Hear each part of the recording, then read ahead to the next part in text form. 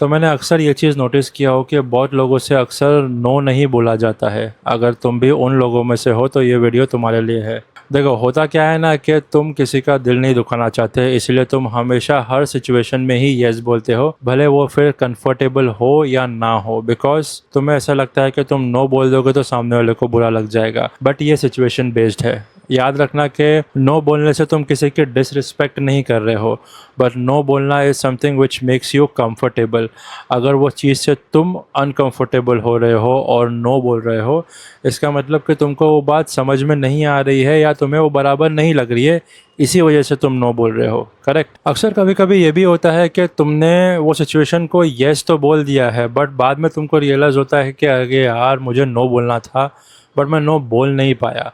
ये अक्सर बहुत लोगों के साथ में होता है, तो इट्स फाइन। ये तुम्हारे नेचर में है कि तुम किसी को हर्ट नहीं करना चाहते हो, दैट्स टोटली फाइन। बट ये चीज़ करने से प्रॉब्लम क्या होती है, देखो, तो लोगों को समझ में आ जाता है कि भाई ये बंदे को कोई भी चीज़ से प्रॉब्लम नहीं है लाइफ में, इसको जब भी जो भी पूछो तो ये येस ही बोलता है और ये आगे भी येस ही बोलने वाला है। तो एक पॉइंट आने पर तुम्हारे येस का भी कोई मीनिंग नहीं होता है, बिकॉज वो लोग अपनी तरफ से तुमको येस ही कंसिडर करते हैं। तो अब इसको टैकल कैसा करना है, देखो, नो बोलने का भी एक तरीका होता है। You do not have to be disrespectful. अगर समझाने का मौका मिल रहा है कि तुम नो क्यों बोल रहे हो, that is much better situation.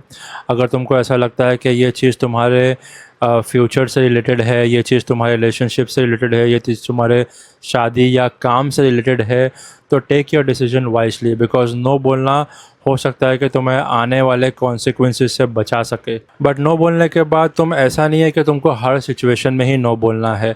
जब नो तुम बोल रहे हो तो उसका एक वैलिड पॉइंट, वैलिड रीज़न होना चाहिए, वैलिड एक्सप्लेनेशन होना चाहिए कि तुम नो क्यों बोल रहे हो। जस्ट बिकॉज कि वो सिचुएशन तुम्हें अनकंफर्टेबल सिचुएशन में डालने वाली है, इसीलिए तुम नो बोल रहे हो, या फिर आगे कोई प्रॉब्लम आने वाली है जिसको तुम टैकल नहीं कर पाओगे, इसीलिए तुम नो बोल रहे हो। देखो, हो सकता है कि ना बोलने के बाद तुम जिसको भी ना बोल रहे हो उसके साथ में तुम्हारा रिलेशनशिप ख़राब हो जाए, या फिर उसको समझ में नहीं आए कि तो वो एक्सपेक्ट नहीं कर रहा था कि तुम ना बोलोगे, वो एक्सपेक्ट कर रहा था कि तुम हाँ बोलोगे, बट तुमने ना बोल दिए।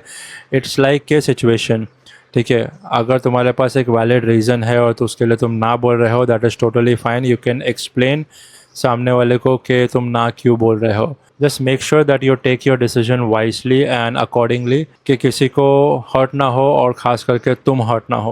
ओके, सो नो बोलना इतना भी बुरा नहीं है जितना तुम सोच रहे हो।